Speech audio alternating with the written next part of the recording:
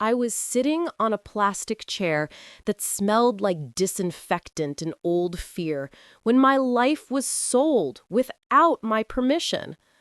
The nurse had just tied a blood pressure cuff around my arm when my phone lit up with my daughter's name, Angela. I smiled before I answered. I always smiled when I saw her name. "Hello, sweetheart," I said. Her voice came through cold, sharp, and hurried. "Mom, listen, I don't have much time. We finalized everything. The beach house is sold, the truck is gone. Oh, and we've already put down the deposit for Europe." The room tilted. My mouth went dry. "What do you mean, finalized?" "Mom, please don't start. It's done. You couldn't keep up with those places anyway. This will help all of us. Edward and I are leaving tomorrow. It's a big opportunity. You'll be fine. Just don't make this harder, okay?" She said it like she was doing me a favor. Before I go on, if stories like mine touch your heart, please like this video and subscribe. It means more to me than you know, especially to an old woman whose voice was almost silenced by her own child. "Angela?" I whispered, feeling the cuff tighten around my arm. "You sold the beach house? And your father's truck?" "Yes, Mom. We got a good deal. Well, good enough. We sent some money to your account. You can live off that while you find something smaller. A little apartment. Something more suitable." Suitable. As if my whole life was an oversized coat she was finally taking away. "And you didn't think I should be there?" I asked, my voice trembling. She sighed like I was being dramatic. "Mom, you're not well. It's better this way. Anyway, I need to go. We're packing. Take care of yourself. Bye." The line went dead. The blood pressure cuff deflated with a hiss, but the pressure in my chest did not. I stared at my own wrinkled hands, resting uselessly in my lap. Hands that had washed her hair, held her feverish body, cooked for her, prayed for her. Hands that had held her father's hand the morning he died over toast and coffee. 45 years of motherhood traded in a hurry for a plane ticket. I didn't cry. Not this time.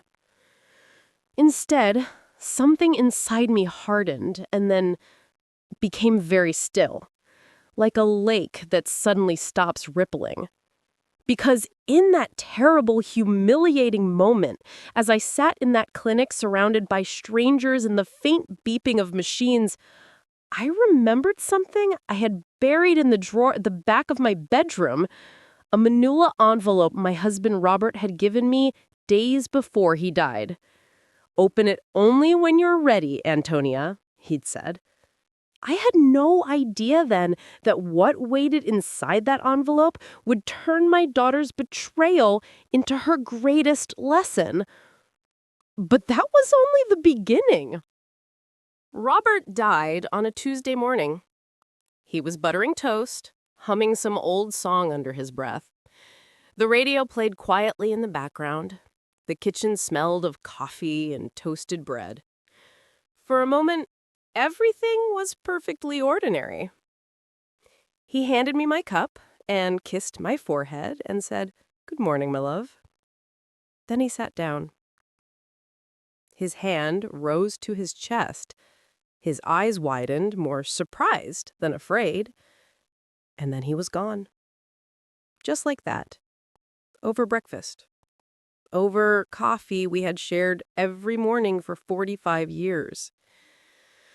For weeks after the funeral, the house echoed with the absence of his footsteps. I'd catch myself setting 2 cups instead of 1, listening for his keys in the lock, turning to tell him something and finding only empty air. That's when Angela started coming more often. "Mom, you shouldn't be alone so much," she'd say, brushing crumbs from the table, her eyes darting to her phone. You know I worry about you. She brought me groceries, drove me to appointments, told me to see doctors. Mom, you need a full checkup. You're not young. We have to plan. I thought it was love. I thought it was care. Now, looking back, I wonder what had stopped being love and turned into calculation. When did my grief become her opportunity? The beach house was Robert's dream. We'd bought it when Angela was 15 after years of saving. Him driving buses, double shifts, me taking in sewing and odd jobs. That little cream-colored house by the sea was where we spent every summer, every Christmas we could. I could still see Angela at 16, running barefoot on the sand, her hair bouncing, her laughter carried by the wind, shouting, "Mom! Dad! Look at me!" I thought those memories meant something to her. The old truck was Robert's pride. He washed it every Sunday, humming, talking to it like a person. "You treat your tools well," he used to say, patting the hood, "and they'll never leave you stranded." Well, the truck never betrayed me. The people did. On the bus ride home from the clinic, I sat by the window, watching the city blur past. Billboards, grocery stores, children in uniforms, a young couple arguing at a bus stop. Everyone with their own tragedies, their own secrets. I felt very small and very old. But I also felt something else, a strange, almost guilty calm. Because behind the fog of grief, a memory pushed its way through. 3 days before Robert died, he had called me into our bedroom. He looked serious, the kind of serious that makes your stomach twist. "Antonia," he had said, holding out a thick manila envelope, "put this in your dresser drawer. If something ever happens to me, don't open it immediately. Wait. Open it only when you feel ready, and when you do, read everything slowly." I had been annoyed then. "Don't talk like that, Robert. Nothing is going to happen." He just smiled in that quiet way of his. "Promise me." I promised. Then I buried the envelope under scarves and old photographs and never thought about it again. Until Angela sold my life while I was sitting in a doctor's waiting room. That evening, after I stepped off the bus and walked down the cracked sidewalk toward my house, the one she had already decided I'd leave, I knew exactly what I had to do. I was going to open that envelope. I had no idea what truth was waiting for me. No television murmuring in the background, no Robert whistling from the kitchen, no Angela calling, "Mom!" from the hallway. Just the faint hum of the refrigerator and the soft creak of old wood under my feet. I left my bag on the chair and went straight to my bedroom. My hands were trembling, but my steps were steady. I opened the dresser drawer where I had hidden the envelope years before. There it was, exactly where Robert had told me to put it. A little yellowed at the edges, my name written across the front in his neat handwriting. For Antonia. My throat tightened. I sat on the edge of the bed we had shared for decades. The late afternoon light slipped through the curtains, painting soft stripes on the floor. Dust danced in the warm air. For a moment, I just held the envelope against my chest, feeling the rough paper beneath my fingers as if somehow his hands were still on it. "All right, Robert," I whispered. "Let's see what you were hiding from me." I slid my fingernail under the flap and opened it. Papers, so many papers. Deeds, bank statements, certificates, and at the very bottom, a folded handwritten letter. I reached for that letter first. "My dear Antonia," it began. My eyes blurred with tears. "If you're reading this, it means my stubborn heart has finally given up and I'm no longer by your side. First, forgive me for keeping secrets from you. I didn't do it because I didn't trust you. I did it because I know you. You worry about everyone before yourself." I could hear his voice. "For many years, while you were caring for our home and our daughter, I was quietly investing every extra penny we had. We did not just buy a beach house, my love. We bought other properties, some in our name, some through a company I created to keep things safe from greedy eyes. We own the building where Angela and Edward live. We have shares in 3 companies. We have savings you don't know about." My heart pounded in my ears. "You are a rich woman, Antonia. You always were in my eyes, but now you are on paper, too." I shuffled through the documents with shaking hands. Deeds to apartments and neighborhoods I barely knew, a small motel near the coast, the title to a downtown condo, bank balances that made my head spin. Me, Antonia, a woman who still reused plastic bags and saved old buttons. Rich! I didn't tell you because I didn't want money to change the way you saw life, and because I didn't want Angela to know. Our daughter has a good heart, but it is easily distracted by comfort and approval.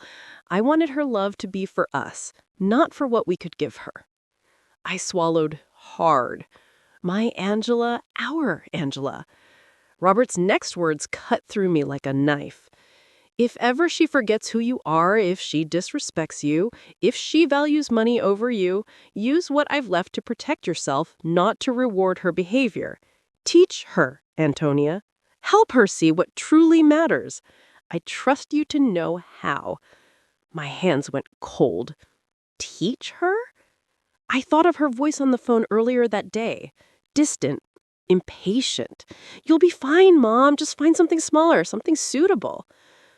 I realized in that moment that God, fate, or life, call it what you like, had given me a terrible, powerful choice. I could call Angela, scream that I was rich, take everything back immediately, watch her come running home with apologies and tears. Or I could let her believe what she believed, that her mother was poor, alone, abandoned. I took a long, shaky breath and looked around my dim little room, the same room she thought I'd be forced to leave soon. "I don't know if I have the strength for this," I whispered into the quiet. But I also knew something with a strange, painful clarity. If I rescued Angela too quickly, she would never understand what she had done to me. And if I didn't, maybe, just maybe, there was still a chance for her soul. My tears soaked the paper. That night, as I slid Robert's documents back into the envelope and turned off the light, I made the most difficult decision of my life. I decided not to tell my daughter the truth. Not yet. What came next shattered everything I believed about her. The next morning, I called the only person Robert had mentioned the day of the funeral, besides the priest, Mr. Peterson, our quiet, gray-haired family lawyer. "Mrs. Brooks," he said warmly over the phone, "how are you holding up?" I almost laughed. "How am I holding up?" I whispered. "Mr. Peterson, I think my whole life has just flipped over." We met at his office downtown. The building smelled of old paper and polished floors. His secretary offered me tea. I wrapped my hands around the cup, grateful for the warmth. They still shook. When he saw the envelope and its contents, his eyebrows shot up. "Robert," he murmured, flipping through the papers. He was even more prudent than I thought. Is it real?" I asked. "All of this?" "Quite real," he replied. "These deeds, these accounts, the company he created, they're all legally yours now. You're the sole heir and owner of everything, including," he paused, tapping a particular paper, "the apartment building where your daughter lives." I stared at the words on the page. Owner. Me? "And the beach house?" I asked, my voice small. He pulled another file toward him. "The beach house was registered under the company's name. Your daughter had no legal right to sell it. That transaction was fraudulent, whether she realized it or not." Angela's voice from the clinic echoed in my head. "We finalized everything. We got a good deal. You'll be fine, Mom. We can nullify the sale. The buyers will be refunded. The property returns to you. It may take a few weeks, but it's straightforward." "And the truck?" I asked, my throat tight. "That one is more complicated," he admitted. "Your daughter had a power of attorney you signed after Robert's death. She used it to sell the vehicle. We might be able to argue deception, but it'll be harder." I closed my eyes. I remembered the day after the funeral. My head had been spinning with condolences, casseroles, and paperwork. Angela had placed a stack of forms in front of me. "Just sign, Mom. It's for the bank, the utilities, the funeral home. I'll handle everything. You shouldn't be dealing with all this in your state." I signed where she pointed. I never asked questions. "I was a fool," I whispered. Mr. Peterson shook his head gently. "You were grieving." I looked him in the eye. "Mr. Peterson, I need you to help me, but I don't want Angela to know anything. Not yet. Can you manage things quietly?" He tilted his head, studying me. "What exactly do you want to do, Mrs. Brooks?" I took a deep breath. "I want the beach house back.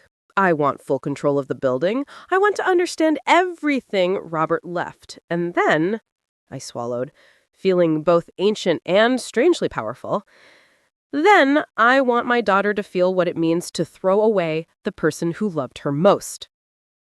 "You could press charges," he said carefully. "Fraud, abuse of power of attorney?" I shook my head.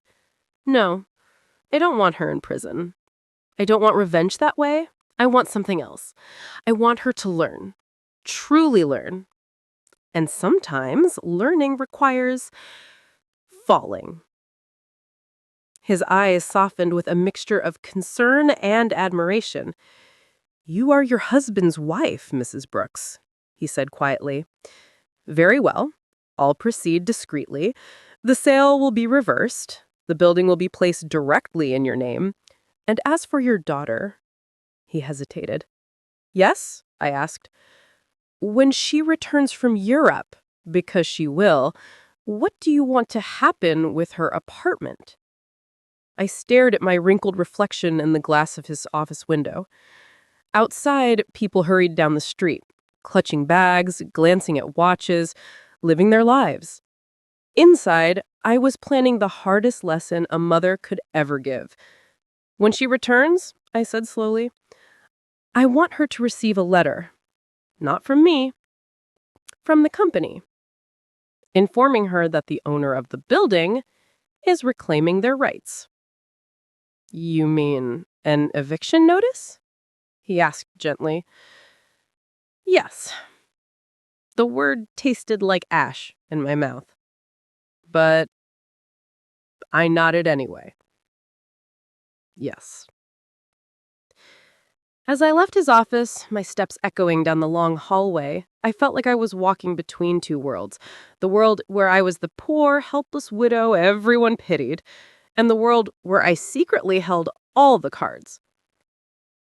At home, neighbors greeted me with sympathetic smiles. "Hi, Antonia," my neighbor Aurora sighed, patting my arm. "I heard Angela went to Europe and left you all alone. Children today, they forget." I smiled faintly. She has her own life now. "You'll manage somehow," Aurora said. "You always do." She had no idea that I was no longer simply managing. I was waiting for the moment my daughter would come face to face with the consequences of her choices. And I had no idea just how broken she would be when that moment came. But that was only the beginning of my quiet revenge and my deepest test as a mother. 3 days after the clinic call, they left. I watched from the small kitchen window as Angela and Edward, her charming, always smiling husband, loaded their suitcases into a taxi. The morning was gray. A light drizzle tapped on the glass, the kind of day that made you want to stay in bed with tea and old music. Instead, my only daughter was leaving the country and never even knocked on my door to say goodbye. Edward was laughing, gesturing with his hands, talking about opportunities and investments in Europe. Angela smiled up at him like a teenager in love, her designer coat too bright against the dull sidewalk. She didn't look once at my window. Not once. I remembered when she used to wave at me from that same street, her backpack bigger than her body, shouting, "Bye, Mom! Love you, Mom!" Now she adjusted her scarf, checked her phone, and climbed into the taxi like I was already part of a life she'd outgrown. My kettle whistled. I turned away from the window, my vision blurred, and poured hot water into my mug. My hands shook so badly the spoon clinked against the porcelain. On the table, Robert's documents were spread out like a quiet army. Deeds, statements, letters. Next to them sat my phone, screen dark. I picked it up, opened my bank app, and saw the deposit Angela had mentioned. It was a decent amount for someone who thought it was all I had, for someone who thought selling the beach house and the truck was helping. But when you know the true value of those things in money and in memories, that deposit looked like a cheap apology. My thumb hovered over Angela's name in my contacts. I could call. I could shout. I could tell her the sale was illegal, that I was the real owner, that I could stop their little getaway in one phone call. Instead, I locked the screen and put the phone face down. No, Antonia, I told myself, feeling my heartbeat in my throat. If you save her now, she will never see what she did to you.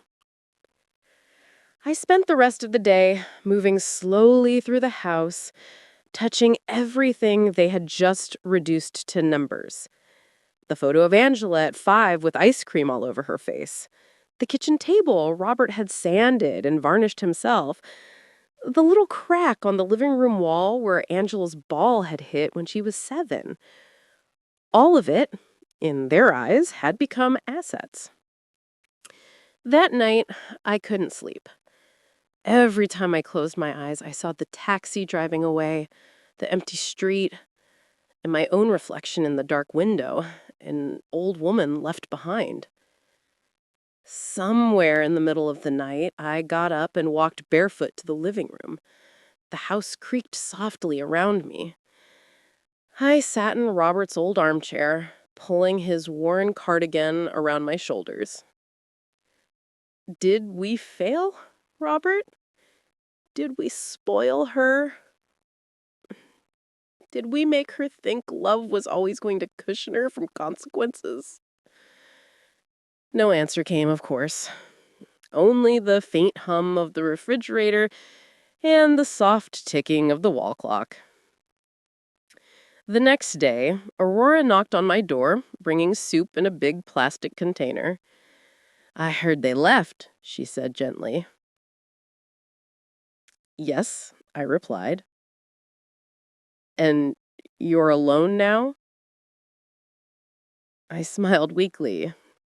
"I've been alone since Robert died, Aurora. This just makes it official." She shook her head, muttering about ungrateful children and this generation, but her words felt far away. Because while she spoke, my mind was with Mr. Peterson's latest message. He had sent me a brief note that morning. "We've started the process. The beach house sale will be revoked. The building management will soon be under your direct control. I have also found something else you should know regarding your son-in-law's finances. Call me when you can." I called him after Aurora left. "Mrs. Brooks," he said, "it appears Edward has been taking out loans for years. He used the apartment as collateral in some documents, but as we know, he was never the true owner. Once the banks realize this, there will be complications." "For whom?" I asked quietly.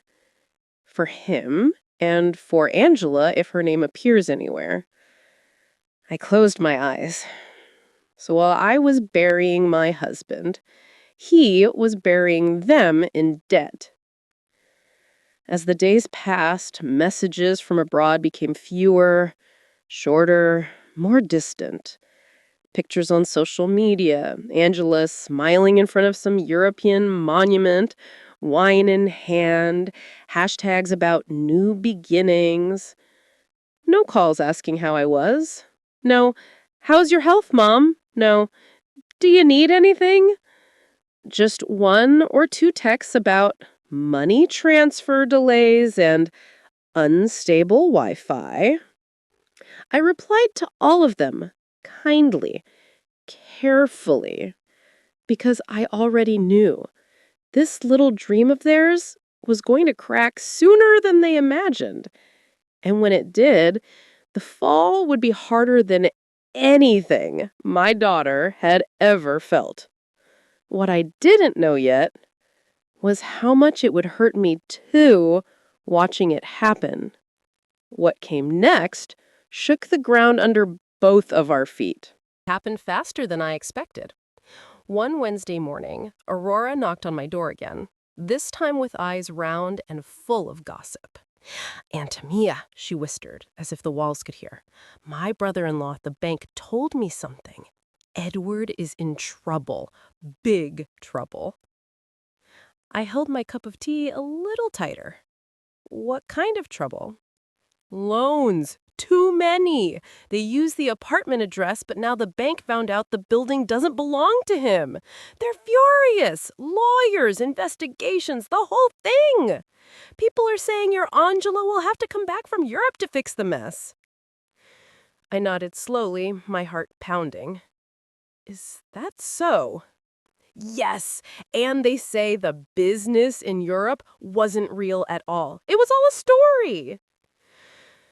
My chest felt both heavy and strangely light. Karma, I thought. Not dramatic, not loud, just quietly rearranging the pieces. Later that day, Mr. Peterson called. "Mrs. Brooks, all the paperwork is complete. You officially own everything now in your own name. The beach house is back in your hands. The truck, we managed to track down the buyer, a friend of mine. He agreed to return it in exchange for compensation. It's parked in your garage now." I sat down. For a brief moment, I wanted to cry from relief. Robert's truck, back where it belonged. "And the building?" I asked. "You are listed as the sole owner," he said. "We've prepared a standard notice reclaiming your rights as the landlord. 30 days notice, fully legal. It will be delivered to your daughter when she returns." "When she returns?" "Yes," he said quietly. "She just landed. Alone. A colleague at immigration let me know. Edward stayed behind in Europe." I swallowed. "Alone. Of course." "Send the letter," I said, my voice steadier than I felt. "But don't let her know it's me behind it. Not yet." "Are you sure, Mrs. Brooks," he asked one last time, "evicting your own daughter?" I stared at the faded curtains in my kitchen, at the small plant Angela had once given me for Mother's Day, now drooping in its pot. "Mr. Peterson," I replied, "my daughter evicted me from her heart with a 2-minute phone call. I'm only returning the favor on paper." He sighed softly, then agreed. The next day, my phone rang at 8 a.m. "Mom," Angela's voice came through, ragged, breathless, nothing like the woman in the European photos. "Mom, I need to talk to you. It's urgent." "Good morning, Angela," I said, keeping my tone gentle. "You're back?" "Yes," she whispered. "Edward left me. There was no business. It was a lie. And now I came home and, Mom, I got this letter." I could hear paper rustling. It says I have to leave my apartment in 30 days. Something about the owner reclaiming it. The company name is Robert Holdings. Do you know anything about this? Is it a mistake? Robert's name. Used as a shield and a lesson at the same time. I let a quiet second stretch between us. A letter? I said. How strange. No, I don't know anything about it. Have you spoken to a lawyer? I can't afford a lawyer, Mom, she cried. Edward drained everything. The bank is calling me every day. They say my name is on some of his documents. I don't understand half of what they're saying. I don't know what to do. Can I come over? There it was. The moment Robert had anticipated, the moment I had dreaded and prepared for. My daughter, who had calmly told me to find something smaller, more suitable, now had nowhere to go. Of course you can come, I said softly. This is still your mother's house. When I opened the door an hour later, I almost didn't recognize her. Her hair was dull, pulled back in a messy knot. Her expensive coat hung loose on a thinner frame. Her eyes were ringed with dark circles, red from crying. She clutched a worn suitcase like a lifeline. "Mom," she said, her voice cracking. For a second, she looked like my little girl again, the one who used to run to me after scraping her knee. I wanted to pull her into my arms, to tell her everything was all right, that I would fix it all. But I remembered standing in that clinic waiting room, phone pressed to my ear, listening to her calmly erase my life. So instead, I smiled softly and stepped aside. "Come in, Angela. Do you want some tea?" She nodded, tears spilling over. We sat at the same kitchen table where she had once announced with excitement that she was moving in with Edward, where I had once packed her school lunches. Now she held the eviction letter with shaking hands. "Mom, I've made such a mess. I treated you so badly. I thought I knew everything, and now look at me. I'm being kicked out, like trash." Her words sliced through me. Trash? Is that how she thought I had felt? Part of me wanted to shout, "Yes, that's exactly how it feels." But another part of me, the part that still remembered holding her as a baby, her tiny hand curling around my finger, just looked at her and saw a woman who had finally fallen off the pedestal of her own pride.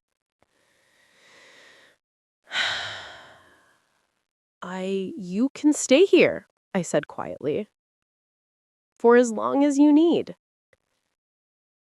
She lifted her head, eyes wide with disbelief. "After everything I did to you?" she whispered. I nodded. "You're my mother, Angela. That doesn't stop because you made mistakes."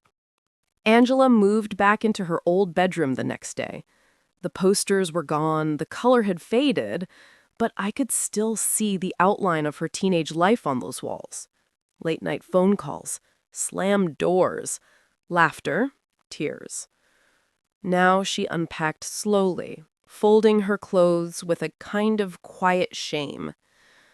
"Mom," she said one afternoon, standing in the doorway, holding a small manila envelope, "I found this in a box of Edward's things. It has your name on it."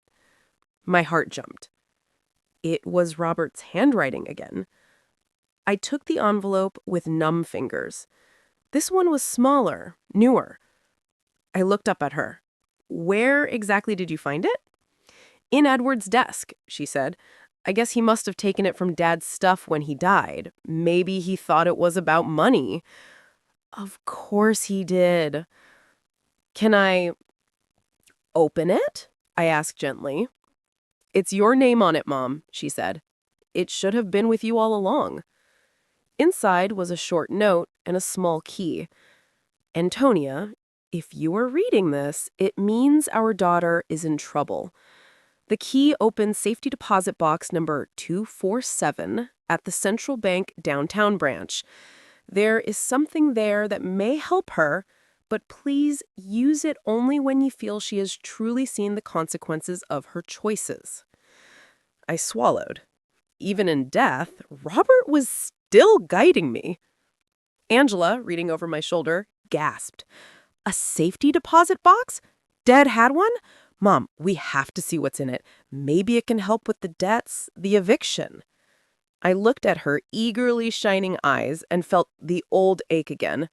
She still saw salvation in money before people. Maybe, I said slowly, we'll go tomorrow. That night, we ate together at the kitchen table. Angela had cooked, trying to be helpful. The food tasted of guilt and exhaustion, but also of effort. She told me more about Europe, about the business meetings that were always in cafes, the contracts she never saw, the way Edward always brushed off her questions. At first, I thought I was being too suspicious, she said, stirring her tea. He'd say things like, "Don't you trust me?" And I wanted to trust him. And now, I asked softly. Now, I realized I was choosing not to see because seeing would mean admitting I married a man I didn't really know. She looked up at me, eyes glistening. And while I was refusing to see, I was blind to you too, Mom, to how I was treating you. Her voice broke. I looked at her face, thinner, older in some ways. She was beginning to understand. But was it enough? The next day, the bank's quiet corridors smelled of paper and metal and guarded secrets. The clerk verified my ID, took the key, and led us into a small room lined with gray boxes. Box 247 slid out with a metallic scrape. Inside lay velvet pouches and small boxes. Jewels. Gold, pearls, emeralds, diamonds. Some pieces I recognized from Robert's mother, others I had never seen before. A small note lay on top. These pieces, it read, were gifts over the years, investments in another form. If ever Angela truly loses her way and needs a hand to climb back, not to avoid consequences, but to start again, these may help. But please, use it only when you feel she has truly seen the consequences of her choices. I swallowed. Even in death, Robert was still guiding me. Angela, reading over my shoulder, gasped. A safety deposit box? Dad had one? Mom, we have to see what's in it. Maybe it can help with the debts, the eviction. I looked at her, eagerly shining eyes, and felt the old ache again. She still saw salvation in money before people. Maybe, I said slowly, we'll go tomorrow. That night, a kitchen table turned into a battlefield of papers, loan documents, notices, threats, numbers in red ink. Mom, Angela said eventually, her voice small, this is worse than I thought. Edward used my name on some of these papers, forged my signature. Legally, I'm tied to it all. And emotionally, you chose him over me. But I didn't say it. Instead, I called Mr. Peterson that night. He listened carefully, then said, Mrs. Brooks, if what you're saying is accurate, your daughter may be a victim of fraud. We can build a case. It will be expensive and long, but possible. Do it, I said. And send all the bills to me, but don't tell Angela I'm paying. Not yet. He hesitated. You're still letting her believe you're poor? Yes, I whispered, my heart aching, because she still needs to know what it means to be poor in spirit before she discovers she's rich in reality. He agreed. As I hung up, Angela came back from washing dishes, her hands raw from the hot water. "Who was that?" she asked. "Oh, wrong number," I lied gently. "Someone looking for another Brooks." I watched her sit down, her shoulders slumped. "Mom," she said, her voice barely above a whisper, "do you think Dad would be ashamed of me?" My eyes burned. "No," I said. "I think he would be heartbroken, but also hopeful." "Hopeful for what?" she asked. "That you would finally see yourself clearly and decide what kind of woman you want to be from now on." She stared at her hands. That night, after she went to bed, I poured myself a small glass of the wine Robert had been saving for a special occasion. Teaching your daughter the hardest lesson of her life using the love of a dead husband and the weight of hidden jewels. It didn't feel like a celebration. It felt like walking a tightrope between cruelty and mercy. I had no idea that the real turning point was just around the corner. The next weeks were a strange kind of in-between. By day, Angela went from bank to bank, office to office, trying to untangle a financial web she had never bothered to understand, while Edward spun it around her. By night, she started working as a cleaner in an office building. "I have to do something," she told me. "I can't just sit here and watch you feed me." "You are my daughter," I said. "Feeding you is something I would never resent." She shook her head. "But I resent myself," she answered quietly. She came home after midnight most nights, her feet swollen, her shoulders heavy. But her eyes were changing. Less entitlement, more awareness. One night, she sat down with me at the table, still in her uniform, the smell of cleaning chemicals clinging to her clothes. "There's this woman at work," she said, "Mrs. Johnson, 60 years old. She's been cleaning toilets and emptying bins for 20 years. Her husband left her with 3 kids. She told me she used to cry every night during her first year. Then one day she realized crying didn't change her reality, but showing up did." I smiled. "She sounds wise." "She is," Angela said. Today, she told me there are 2 types of people who end up doing this job. Those who were never given a chance, and those who threw their chances away. Then she looked at me and asked which one I was. "What did you say?" I asked. Angela stared at the table. "I told her the truth," she said. "I had every chance. A loving home, a patient mother, a father who worked himself to the bone to secure our future. And I traded all of it for the illusion of a glamorous life with a man who saw me as a wallet and a passport." Her voice broke. I told her I threw my chances away. My heart cracked a little, but there was something else woven through the pain. Pride. She was seeing herself clearly now. Meanwhile, behind the scenes, Mr. Peterson was working tirelessly. "Mrs. Brooks," he told me over the phone one afternoon, "we've found proof Edward forged multiple signatures. We located him in France. He's facing charges there for a fake marriage aimed at getting residency. We'll be able to prove your daughter was deceived. The debts won't hold against her once it's all processed." "And the cost?" I asked. He named a figure that would have swallowed Angela whole, but barely scratched the surface of what Robert had left.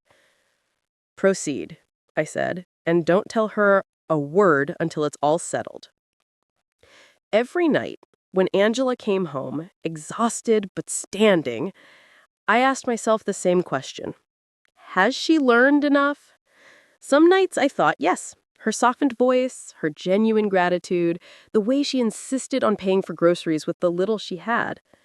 Other nights, when she stared at the jewels laid out on the table, calculating what they could fix, I thought, not yet. One evening, she found me sitting in the dark living room, Robert's cardigan around my shoulders, the television off, the silence loud. "Mom?" she asked. "Why are you sitting in the dark?" I sighed. "Thinking," I replied. About what? About where I went wrong with you, I said softly. She flinched as if I had slapped her. You didn't, she whispered. I did. We sat in silence for a while. Then she said, Mom, I know I can't undo what I did. I know I treated you like an obstacle instead of a blessing. But if I ever get a second chance, I want to be different. Not just say I'm different. Live differently. Her voice shook. I want to be the kind of daughter who would rather lose everything than lose you. Tears spilled down my cheeks. That was the sentence I had been waiting for without knowing it. Not about money, not about debts. About us. Mother and daughter. The next morning, Mr. Peterson called. Mrs. Brooks, it's done, he said. The courts accepted the evidence. Your daughter is legally free from Edward's debts. The loans are being annulled. The eviction process can be reversed whenever you choose. Everything is in your hands now. Everything in my hands. My daughter's future, her freedom, our relationship. I looked at my hands, veined, wrinkled, tired. These hands had held her as a baby, packed her lunches, sewn her clothes. Now they held the power to rebuild or to punish. I took a deep, shaky breath. Mr. Peterson, I said, I think it's time my daughter learned the whole truth. I had no idea how much that truth would break her and heal us. What came next changed the direction of our lives forever. We went to Mr. Peterson's office on a Friday morning. Angela was nervous. She wore her best blouse, even though it had a loose thread at the collar now. She kept smoothing it down with shaky hands. Mom, are you sure we can afford this consultation? She whispered in the elevator. Lawyers are expensive. I don't want to put you in more trouble. I pressed my lips together to keep from smiling sadly. Yes, I said. We can afford it. She had no idea how true that was. Inside the office, Mr. Peterson greeted us warmly. Ms. Brooks, he said, shaking her hand, it's good to finally meet you under more hopeful circumstances. She frowned slightly. Have we met before?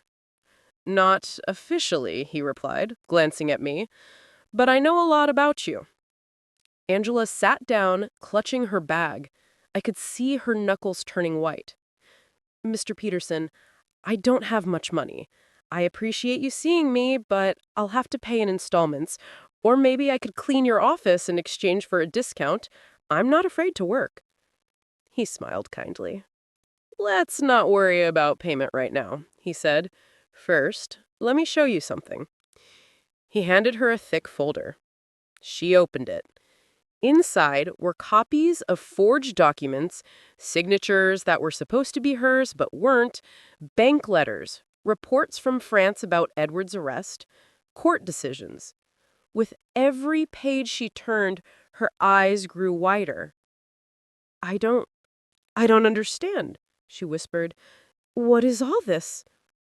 It's your freedom, Miss Brooks, he said gently. We proved that your husband used your identity without your consent. The courts agreed. Legally, you are not responsible for any of his deaths. Her lip trembled. I'm free? She asked. They can't take anything from me? Not for his sins, no, he replied. Tears spilled over. But who paid for all this? She asked, panicked. Investigations, international lawyers? This must have cost a fortune. Mr. Peterson looked at me. My heart pounded against my ribs. Angela, I said quietly, your father did. She turned to me confused. Dad? But he's gone. Yes, I said, but what he left isn't. Mr. Peterson, show her the other folder. He handed her the second folder. The one I had stared at in disbelief weeks before. Deeds, bank statements, company registrations, all bearing one name, Antonia Brooks. "Mom?" Angela whispered. "Well, what is this?" "This," I said, my voice barely steady, "is the rest of the story you never bothered to ask about." She flipped through the pages, her breathing quickening. "This says you own buildings, apartments, a motel, shares in companies? This is the building I lived in with Edward. You own it. You own my apartment, the beach house, the motel by the coast where we once stayed." She looked at me, eyes wild. "You're you're rich?" I smiled sadly. "I'm comfortable. Your father was smarter with money than either of us knew. He left everything to me, and I chose not to tell you." Her face crumpled. "How long have you known?"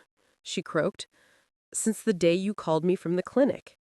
The day you told me you'd sold the beach house and the truck. The day you told me to find something more suitable." She put her hand over her mouth. The silence in that room felt like a living thing. "And you let me believe you were poor. You let me move in thinking I was burdening a broke old woman? You watched me work nights, count pennies, panic over bills while you could have fixed it all with one phone call." I nodded slowly. Yes. Her eyes flashed with something between anger and anguish. "Why?" she demanded, her voice breaking. "Why would you do that to me?" I took a deep breath. "Because, Angela, you sold my life behind my back. You treated me like luggage to be stored away. You valued money and comfort above your own mother. If I had saved you right away, you would have thought that was just how life works. Hurt people, take what you want, and mom will fix it. I couldn't let that be your story." She shook her head, tears streaming down her face. "You thought you had nothing. You thought I ruined you. Every night I lay in your old bed and told myself I was a monster, that I had destroyed the woman who raised me." "You did hurt me," I said, my voice gentle but firm. "You broke my heart, but you didn't destroy me, Angela. I was stronger than you thought, and richer than you knew." She laughed through her tears, a bitter, broken sound. "And now what?" she asked. "You have all the power. You could throw me out of your house, your building, your life. You could buy yourself a new family if you wanted." I reached across the desk and took her hand. Her fingers were cold. "Now," I said, "we decide if we want to start again. Not as a spoiled daughter and a forgiving mother, but as two women who have both made mistakes and both paid for them in different ways."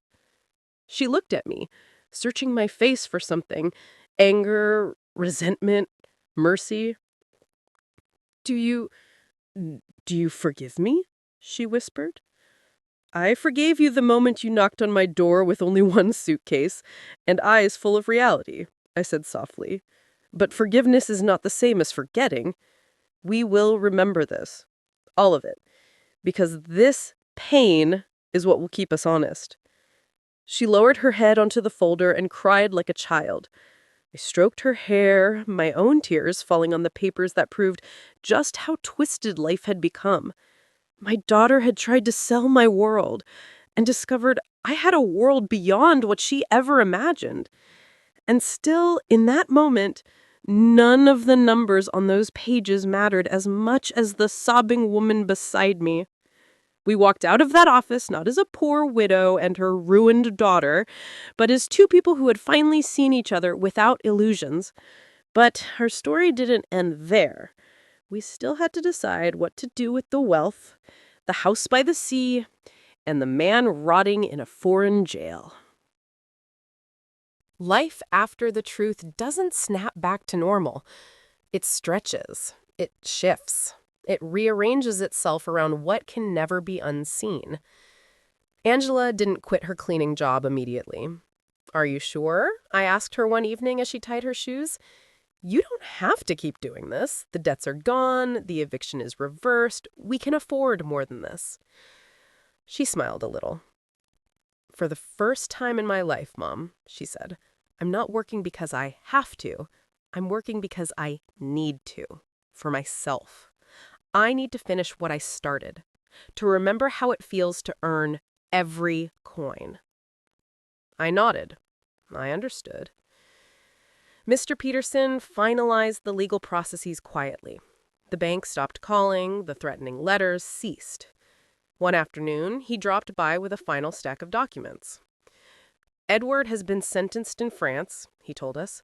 Fraud, falsification of documents, and sham marriage. He'll be deported after his sentence. Angela listened silently, her hands wrapped around a warm mug. Do you want to press further charges here? He asked her. You could. You'd have every right. She shook her head slowly.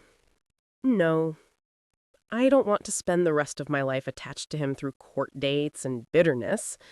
Let the law handle what it must. I'm done with him. Her voice was calm, not burning with rage, just done. Later that night, she handed me a letter. From Edward, she said. They passed it on through the lawyer. I looked at the envelope. Do you want to read it? I asked her. She stared out the window where rain traced lines down the glass. I already read it, she replied.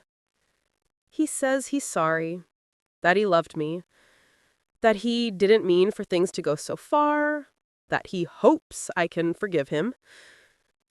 And can you? I asked. She thought for a long time.